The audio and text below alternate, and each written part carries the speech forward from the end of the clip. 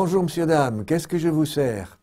Eh bien, je vais vous prendre 2 intentions de messe, une absolution avec pour pénitence un signe de croix, ou à défaut un Notre Père, 4 à 5 minutes d'homélie, pas plus, et sans leçon de morale, ainsi qu'une formule comprenant le baptême de ma fille et la communion de mon fils. Et merci de me livrer le tout à la maison.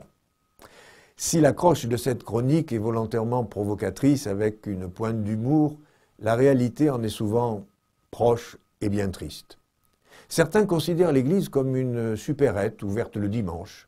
Les prêtres, les diacres, les laïcs en mission, comme des employés d'une entreprise qui doit se plier aux nouveaux comportements sociétaux du tout de suite et tout près de chez moi.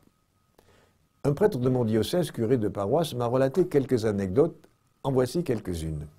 « Allô, madame, pourquoi votre fils n'est pas présent au temps fort de la préparation à la première communion ?»« Ah, vous comprenez, monsieur le curé, il a l'entraînement de pétanque, il n'a pas le temps de venir à cette préparation. Et de toute façon, il arrêtera le catéchisme après sa communion. »« Bonjour, mon père.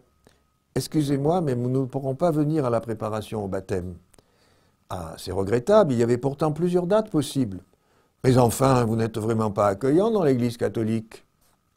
Allô, madame la catéchiste, combien de temps dure la messe des familles pour savoir quand je peux venir récupérer mon fils?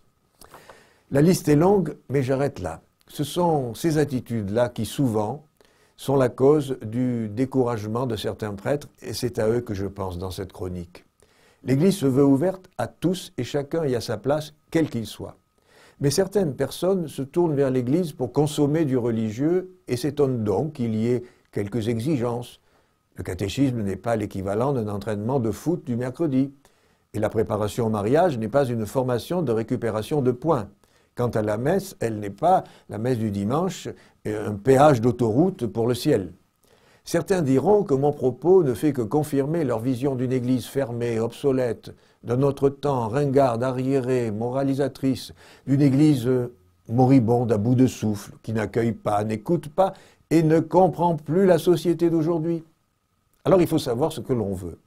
Si on considère l'Église ainsi, les demandes qu'on lui adresse sont vraiment paradoxales. Car pourquoi se tourner vers une institution que l'on n'aime pas ?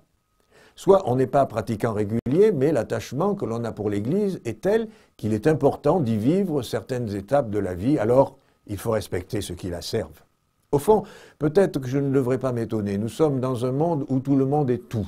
C'est le patient qui dit au médecin ce qu'il doit prescrire, c'est le parent d'élève qui dit à l'enseignement ce qu'il doit enseigner, et c'est le chauffard qui dit au policier de quoi il ferait mieux de s'occuper.